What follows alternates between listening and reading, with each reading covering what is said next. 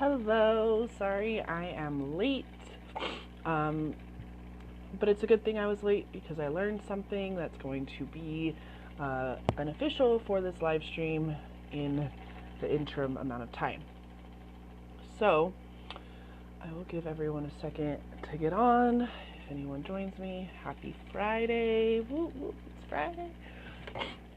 So, the name of this live stream is How Fear Saved My Life and Things My Toddler Taught Me. So the reason why I'm late is because normally I drop off my almost 4-year-old to school on Monday, Wednesday, Friday for 3 hours.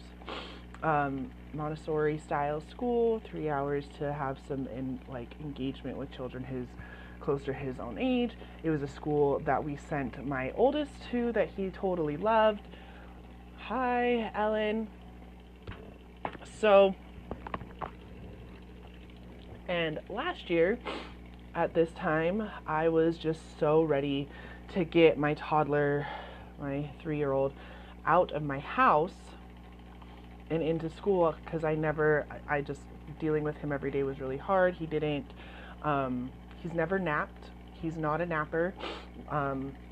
For as long as I can remember, like when he was little, he didn't nap. When he was a really little baby, I would have to nurse him, and then if I snuck away from nursing him, he would wake up. When I was pregnant with his sister, I remember having to lay in bed with him until he would fall asleep and then sneak away like a ninja, which would get harder and harder the bigger and bigger my belly got. So he doesn't really nap. He stopped napping. Honestly, last year we just stopped forcing it and just put him to bed earlier because he sleeps really well throughout the night, but he's the first one awake every morning.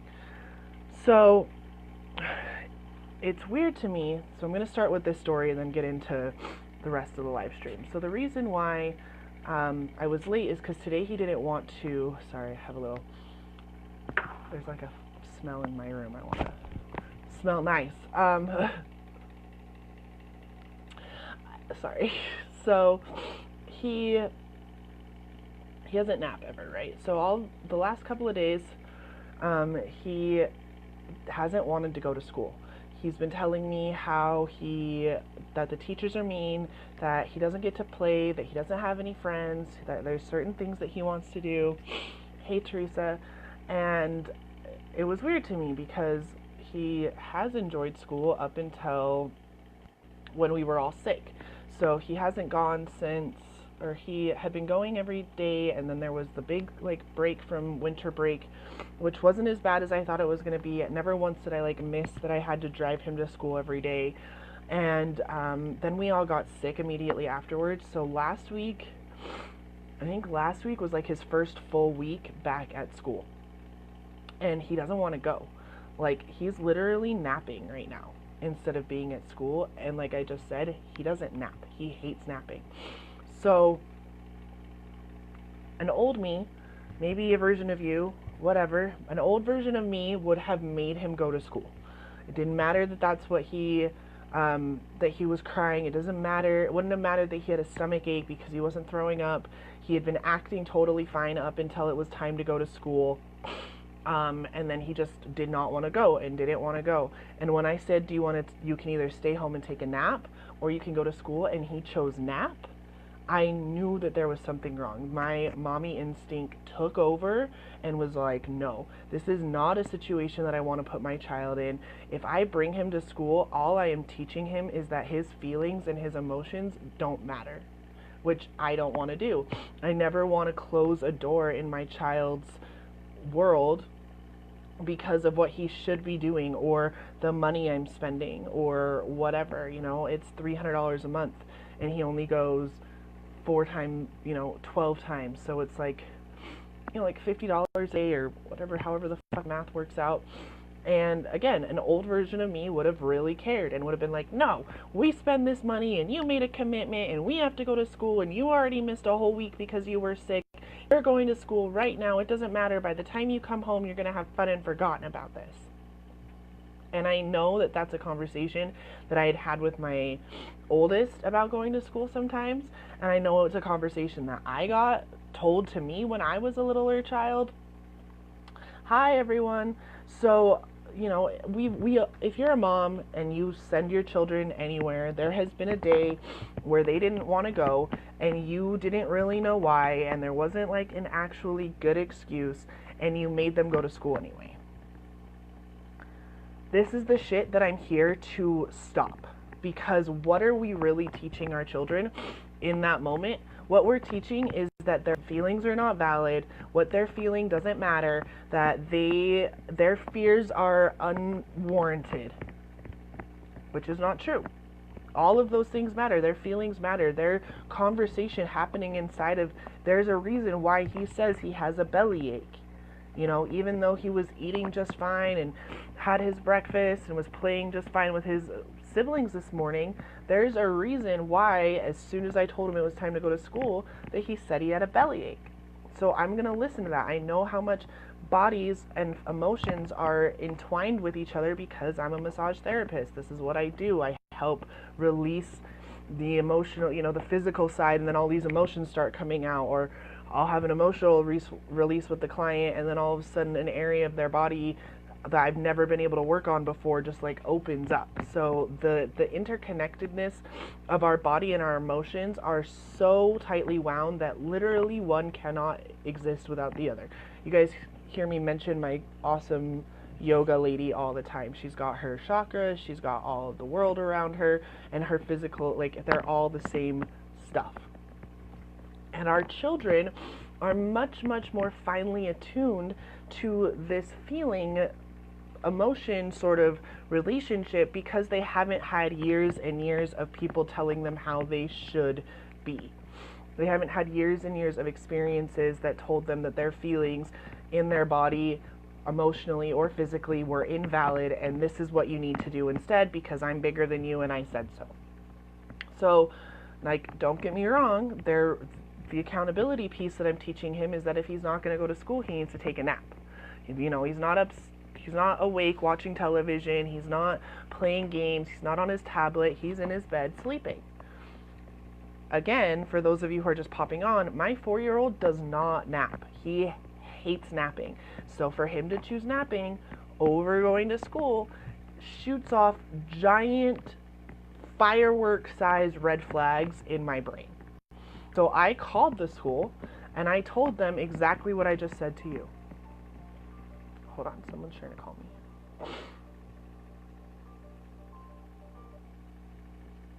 Ironically, that was the school, but they can leave a message. So what I called the school and told them exactly that he hasn't been wanting to go to school, that he said the teachers were mean. I've noticed it when I've gone that the teachers are being much more, I don't want to say aggressive, but it's that time of year where it's like 3 or 4 ladies trying to get 20 or 40 children out of their snow gear and into the classrooms and all this. But there's been a lot more like, you should have been done by now. What's taking so long? You need to get in there. Like a lot more aggressive type vibrations than I have ever experienced. And like I said, I sent my oldest to this school. So it's not like a new school that I don't know what's going on. Like I've been to that. My 4-year-old has the exact same teacher that my 10-year-old had. So I don't know if she's just like getting too old that she shouldn't be working with littler kids like that, or like it was just a bad week, but I've noticed it too. So again, my toddler is the one that's like, I have a bellyache, the teachers are mean, but I can't just completely discredit that because I've noticed it going on as well, where the teachers are getting frustrated really quickly. You know, you have someone who's in her 60s teaching kids who are 4, which is fine if you have someone who doesn't have, you know, a lot of old beliefs that children should act a certain way. This is a Montessori school, guys. This isn't just like your regular preschool. This is supposed to be teaching children how to work on their own, how to do their own things, feeling through their emotions and all of that. It's very off. It's off. Just something is off. So I called and I told the director that, and now they're probably calling me back to tell me to come in on Monday and have a conversation before school. Because I literally told the director that if we can't figure out a solution, I would just pull my son, because I'm not going to send him somewhere that gives him anxiety. It's not worth whatever 3 hours a day that I get 3 times a week for my son to be having anxiety attacks at 4 years old. It's not worth him saying that teachers are mean to him and me just dominating my power and being like, it doesn't matter. You need to do this because I said so. You need to do this because we spend a lot of money. You need to do this because this is school and school's there to teach you on how you should behave. I don't think that school's there to teach you how you should behave. I'm pretty sure that schools are literally there to teach people how to fight against their parents and to disconnect children from their parents. Like I said, this time last year, I was a totally 100% different person, and I needed him to be in school because I needed that space from him. I don't feel like I need that anymore. The winter break happened, and like I said, it was actually kind of nice not having to be like, oh shit, it's 12 o'clock, let's go to school. So, what does this have to do with anything? Fear.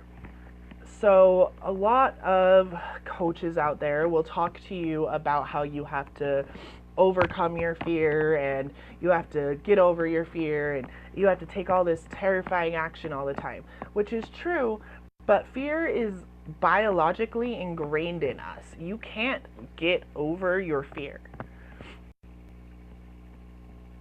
Tony Hawk, Sean, whatever the fuck his name, the snowboarder, these big athletes, they use fear. Football players that are getting tackled, I guarantee you they're probably fucking terrified a lot of the time. They have to use that fear inside of them. Oh, hi, Mom.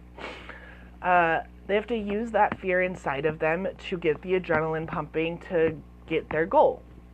And then they get laser focused and they win the gold medal and everything's awesome. Fear is not something that you can get rid of. So I want to make that so clear. You cannot get rid of fear. You can own it. You can alchemize it. You can work with it.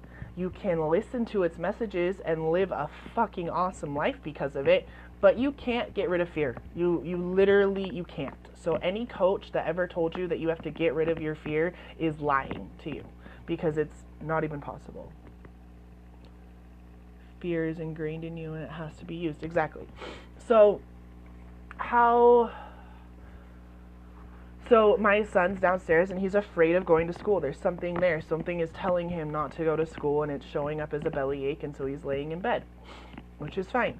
For me, fear comes in other ways. So originally, a little while ago, I told you I've taken a million different moments of terrifying action this year. And I said massive terrifying action. I don't mean everything was big. I don't mean everything was committing to a $6,000 course. I don't mean everything was investing in a $10,000 coach. I don't mean everything was shaving my head.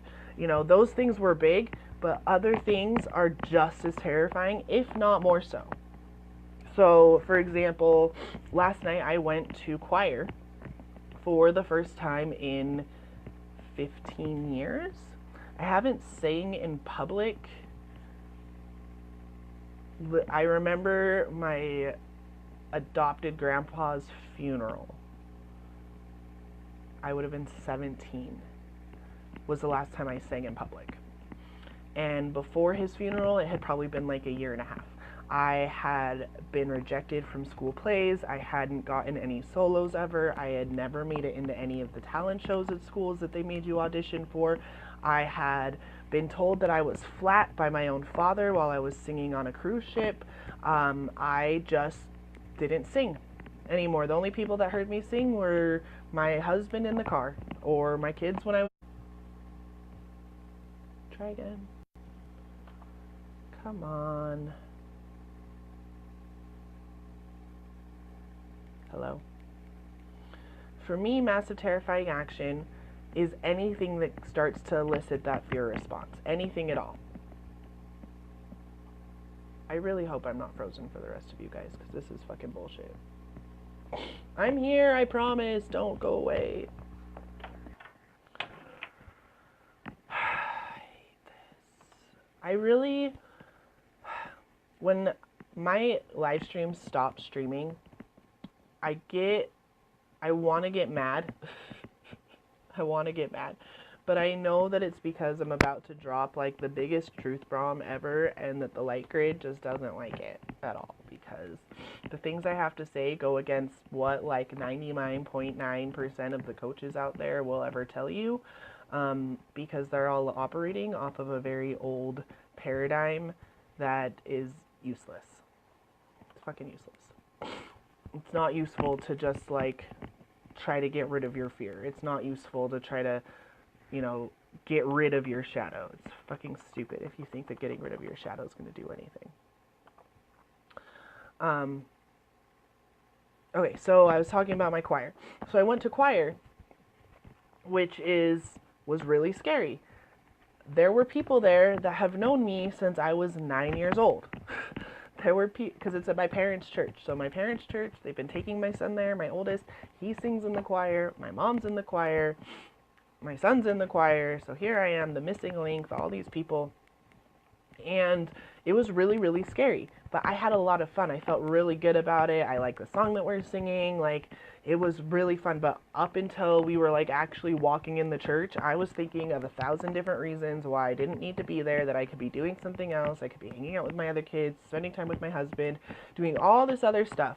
But I knew that I needed to be at church, at choir, singing with these people, and getting over my intense fear of singing in public, especially because I used to be a soprano and now I sing alto. My mom has a very strong voice that I always pick up on. I was really freaked out that I was going to like be singing her part. None of that happened. It was awesome. It was a great experience.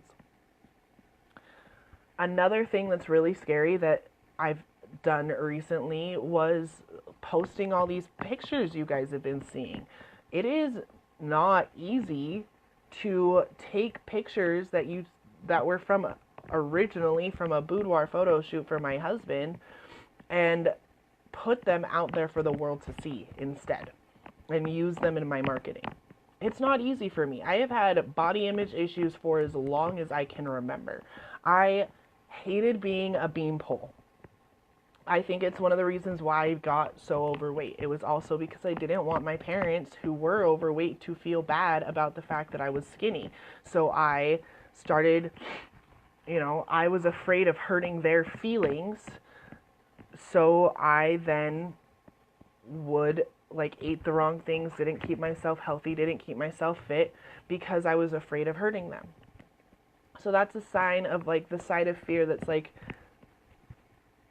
you get confused with compassion. It takes going through these deep layers, uncovering things that you don't even remember for you to realize that you were acting out of fear. Now, fear, again, is awesome for those people who are trying to rush down the side of a mountain. You're literally barreling yourself down the side of a mountain on purpose when you're getting into one of those luge things, right? And it's really fucking dangerous.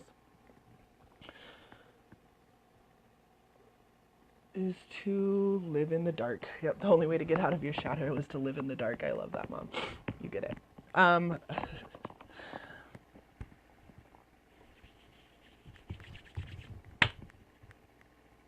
The other part I want to really stress when it comes to this is that you can't change without that level of discord and discomfort. So I never would have thought about pulling my son out of school if I didn't get so uncomfortable with how he was being treated in school. Not my little one, my oldest one, who's now homeschooled. Homeschooling was always something that I thought that I would possibly could do, but never something that I was like, yeah, for sure, we're going to homeschool him. Until the amount of discomfort and discord was too great. I could not give one single valid reason why he was still in the public school system at all, except for that he should be. I couldn't give you one single valid reason why I've spent over $25,000 in the last 18 months bettering myself, except for that every time I did it, I knew it's what I needed to do to up-level to my next version of my highest self. My first coach I ever got was $700. And then the next level was like 1,000. And then I bought like a $2,000 course. And then I kind of moved on and I did some other things. And then I spent $6,000 for this course that blew me away.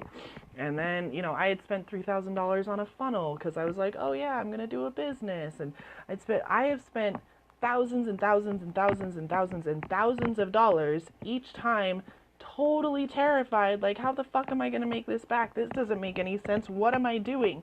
And yet I can sit here right now today and tell you that I don't think I wasted a penny of it. No, I didn't get any clients off of those funnels. But guess what? My Instagram is like 4,000 followers, so that's cool.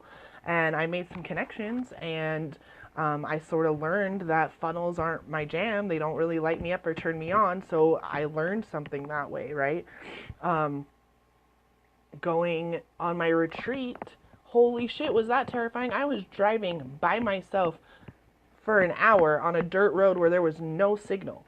Like, if my car had gotten stuck, I would have had one choice, which was to walk the rest of the way to the end of the road where the monastery was and ask a brother monk to come and help me try to fix my car. That would have been my only option. So yes, it was fucking scary. And I was driving all by myself. I was gone for 8 days with no one but me. It was scary. Daily things. How about just getting on this live stream and telling you guys what's going on in my life? It's not very easy or comfortable for me to admit that I've spent $25,000 in 18 months. I was raised frugal. I was raised with, you need to see the results. I was raised with all these thoughts, but now I realize that none of it fucking matters because I am so in tune with my intuition, with my power, with my own knowing that I have a little boy downstairs sleeping who had a tummy ache because he didn't want to go to school instead of me forcing him to go to school when there was nothing wrong with him, which I absolutely would have done in the past. I have no doubt in my mind that I would have yelled at him, I would have forced him in the car, I would have been super mean, I would have dropped him off and he would have been crying, he would have clung on to me while I was leaving, I would have just left and hoped for the better. I would have felt super fucking guilty the whole time. I would have been really distraught, especially if I came to pick him up and he was still upset, or, God forbid he actually is sick and he ended up throwing up at school. There are a ton of things that I would have allowed society's shoulds to dictate. You should send him to school. You spend this much money. You should send him to school. He hasn't thrown up. You should send him to school. This is just a phase. He's just trying to dominate his power over you. Blah, blah, blah, blah, blah. Whatever, a million, 1,000 different things that someone would have told me to tell me that I have to send my child to school against my better judgment, against him telling me that he has a stomach ache and that the teachers are mean to him. There's truth there. Your children aren't lying to you when they tell you these things. You have just forgotten what it's like to be so connected and in your body that you don't believe them because you've turned off all of that. You've closed every single fucking room in your castle. This is a great analogy that I recently learned that I'm totally going with, that we are born and our being is like a castle. It's like a 1,000 room castle, and every single room is perfect and beautiful in its own way. You've got the greedy room, you have the generous room, you have the lying room, you have the truth-telling room, you have the hatred room, you have the love room. So every room exists, it has its exact opposite room as well in the castle. And as we are growing up, our parents, our siblings, our religious leaders, our teachers, our neighbors, our everyone walks into our castle and sees a room and tells us that it's ugly, or you shouldn't show people that room, or you shouldn't know that room, and we start closing those rooms. So, it's bad for me to be selfish. Oh, it's bad for me to be greedy. Oh, it's bad for me to tell stories. Oh, it's bad for me to have a connection with my body that tells me how I feel. Oh, it's bad for me to have any pleasure.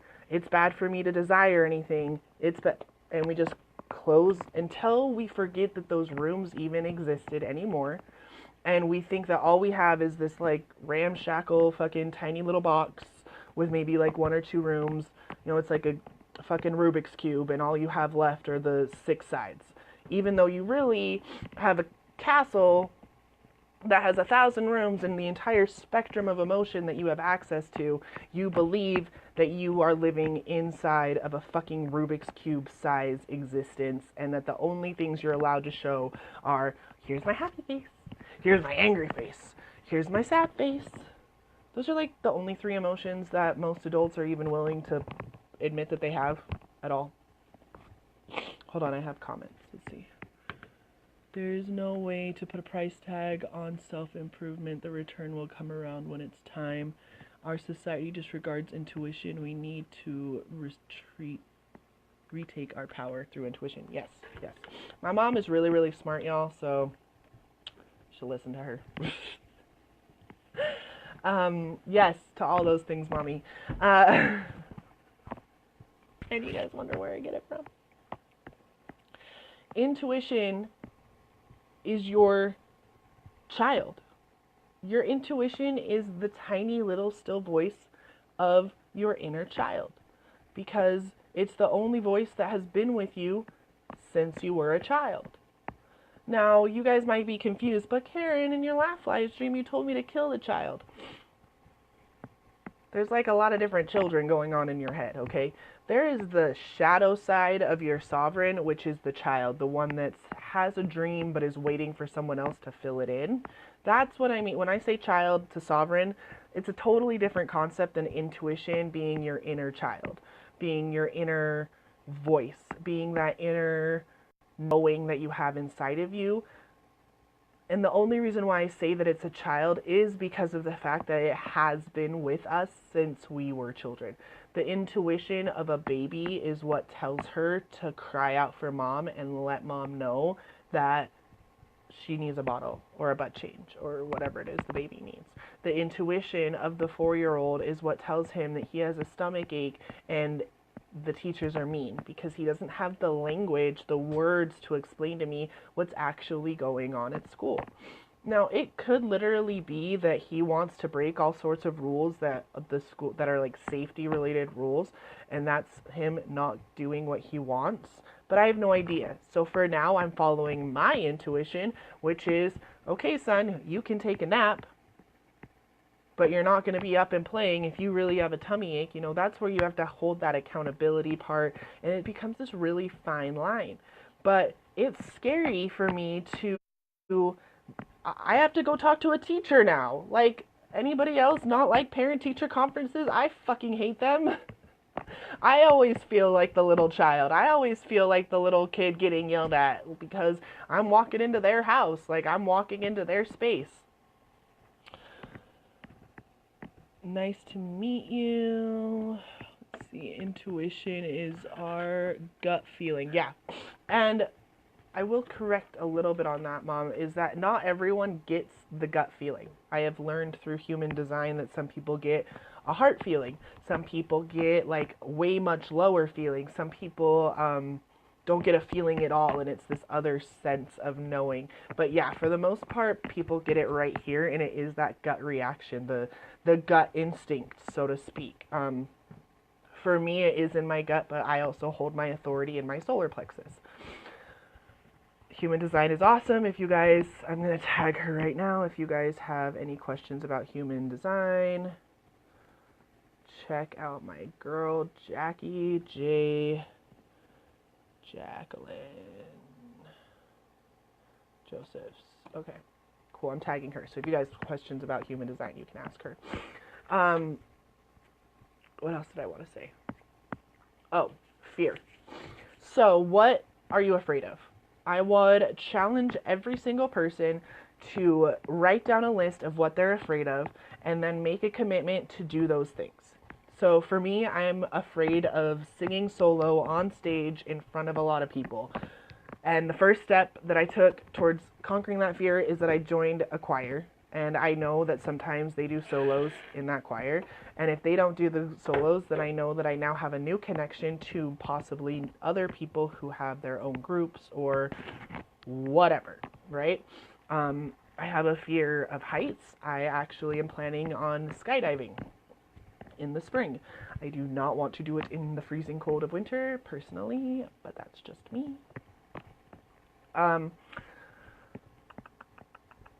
Anything else that I want to say?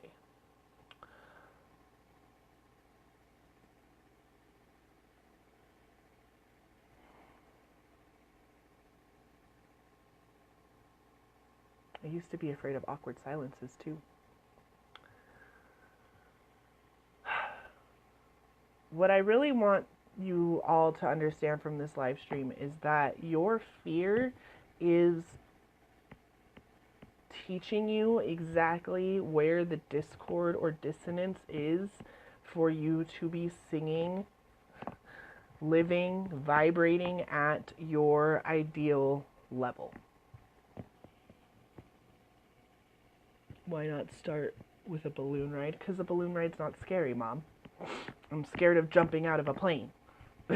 A balloon ride sounds fun. Jumping out of a plane sounds fucking terrifying. You know, it's things like that. Like, I could do a balloon ride, but it wouldn't be the same level. Just like I could have cut my hair, right? For all of y'all that saw that whole thing that I used to have hair down to here.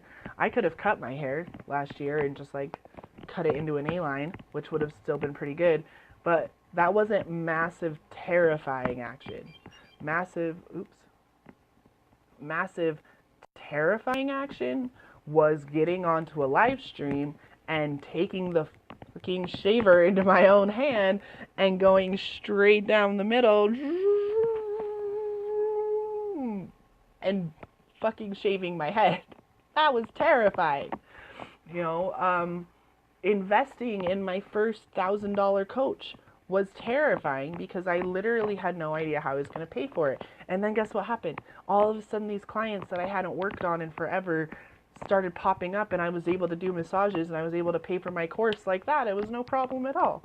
You know, I had another coach that I signed up with, and it was super scary, like signing up to work with her, and I ended up losing all of the extra weight that I was carrying, like I was talking about earlier. I was never below 165 my entire adult life, and 165 was the lowest that I got after working my ass off. I'm talking about cleansing and juicing and like practically starvation and going to yoga 3 times a week and doing and walking and doing all this stuff because my focus goal was, I was actually trying to get really healthy so that I could get pregnant, but I ended up getting down to like 165 and being like, oh yeah, 165, this is fucking awesome. I'm thin. I'm like down to a size, I think I was like at a size 12 at that point, and I was super stoked on it because 14 had been kind of where I had been for so long.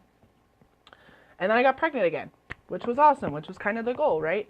But I got pregnant again and then had a baby, and then got pregnant again, had another baby in that time, and this time last year I was like 180 pounds and a size 14, 16.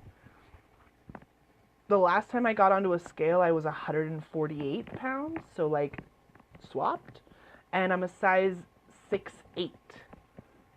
I'm wearing a size 8 pants that I bought back in November that are actually kind, like, it used to be I would button these and they were like, oh, yep, those fit perfectly. Now I have like that much difference.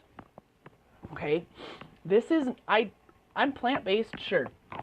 That was terrifying. Do you know how hard it is to tell your whole family, oh, by the way, I'm plant-based now. I don't eat meat or cheese or butter or eggs or any of that. And yes, I had my daughter as an excuse, but honestly, it was me. I knew that that my body didn't like it anymore. My stomach would start cramping. If I ever like even eat like some milk, like yesterday we got our taxes done and I was like kind of cheating a little bit and had a couple of the little milk chocolate things on his table, and today I'm feeling it. I won't go into details, but like I had a bellyache this morning, you know, so I know that eating that stuff, my body doesn't want it anymore. I've cleaned up my container. My physical container is clean now. No, I drink tons more water than I ever did. I'm still not working out really at all. I'm eating plant-based. I'm doing some yoga. I'm chasing around the kids. I'm doing all that stuff, but like I don't have a workout routine by any means. What I've been shedding is years and years and years and lifetimes and lifetimes and lifetimes of negative self-worth. I had such a negative image of who I was, not just from my body, but who my whole person was. I'm a liar. I'm a thief. I'm a greedy little bitch. I'm emotional. I'm hormonal. Every single thing that I was ever called by anyone. My mom. I love you, Mom. My dad. My friends at school, my teachers, anyone who ever said anything, I was like, oh, I am? Oh, okay. I guess I'm that. And I would, okay, I'll put that here. Oh, I guess I'm that. I'll stick that on my love handle. Oh, I'm that. Let's stick that on my ass. Oh, I'm that. Let's put that on my thigh. And I would just take it all and internalize it, and then created this buffer, this layer of excess on the outside of me, because I was so afraid. Coming back to fear, I was so afraid of showing who I was, because who I was wasn't acceptable to anyone, because they kept telling me that I shouldn't be this and I shouldn't do that and I need to do this and I really ought to do that, and I couldn't just be me. Which is why I have zero problem having my 4-year-old stay home from school today because his belly hurts because he says the teachers are mean. Because I am not going to do that. The huge disconnect that I honestly see with moms is that lots of them are willing to do some of the work. They'll like sign up for a freebie or do a little challenge, or maybe do a little, like a mini course. It's like a group course with a lot of people, but not like laser focused on them, because they change a little bit, but the change doesn't stick. That's the other reason why I said that this is how you get your changes to stick and to last, is because when you do what really terrifies you, like going against the grain, the way that I've gone against the grain, when I go against everything that my whole family has ever believed ever, that's fucking scary.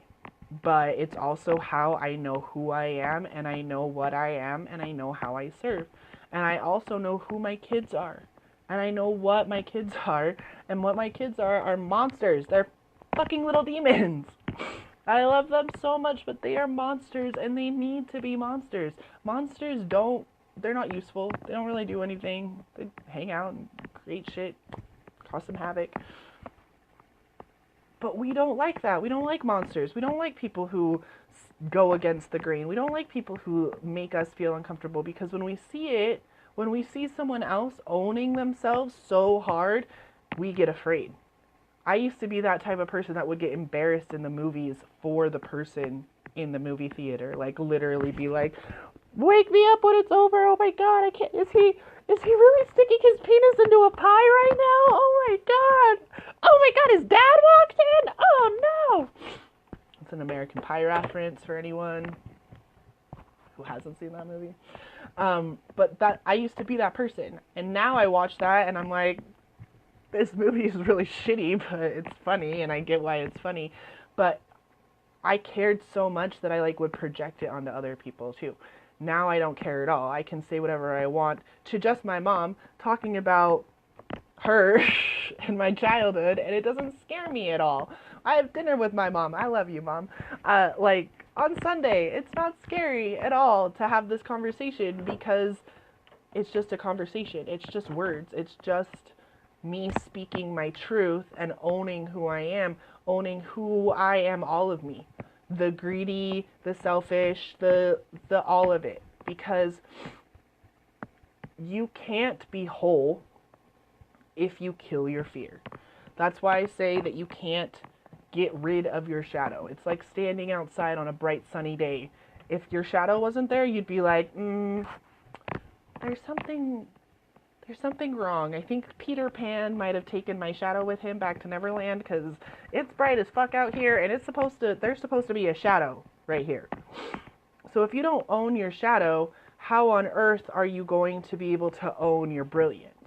If you don't own that you are a greedy, selfish, angry mom who's a total bitch who can totally wail into her kids sometimes, if you don't own that, you don't own that you fucking hate your kids, sometimes, not always, then how on earth are you ever going to appreciate when you love them? How on earth are you ever going to really know the gratitude that you feel for them being in your life and for you being able to raise them?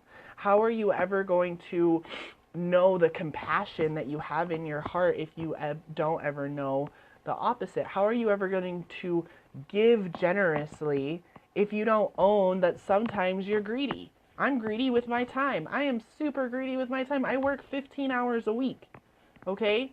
But that's because it's what's important to me. I have set these standards. I have created this vessel, and it is only my responsibility. No one else's, not my parents, not my husband's, not my kids. No one else's responsibility to keep these standards intact. I had to do the work. I continue to do the work. I am confident that I can coach other moms because I have fucking done it. I swear, I promise. I have 3 children. There is very little that scares me anymore when it comes to the kid stuff at all. So, I'm going to go now. I have a friend who needs me. She's been texting me. And I care a lot about my friends. So, I just want to leave you with this. Please make a list. Make a list. It can be 5 things. It can be 100 things. The things that really terrify you. And look at it seriously and figure out what you can do this weekend, in the next week, in the next however long, to start conquering those fears. Not because you're going to get rid of your fear, but because you're going to integrate it. And inside of Debbie Ford has a beautiful, beautiful quote that inside the shadow is where the gold lies. Your brilliance, your genius, your monstrous essence that is just so fucking beautiful that people come from all around the globe to see it and witness it, even if it's not being a public speaker in your own realm of wherever you are, is inside of your shadow. It is hidden deep down. It is locked away in one of those rooms in your castle that you shut down as a little child. And I'm here to hand you the key. And all you have to do is decide that you are worth taking a look at, and that you're worth seeing and finding out exactly who you are and exactly what you are and exactly how you serve in the greater whole. So, I love you all. Thank you very much. Namaste.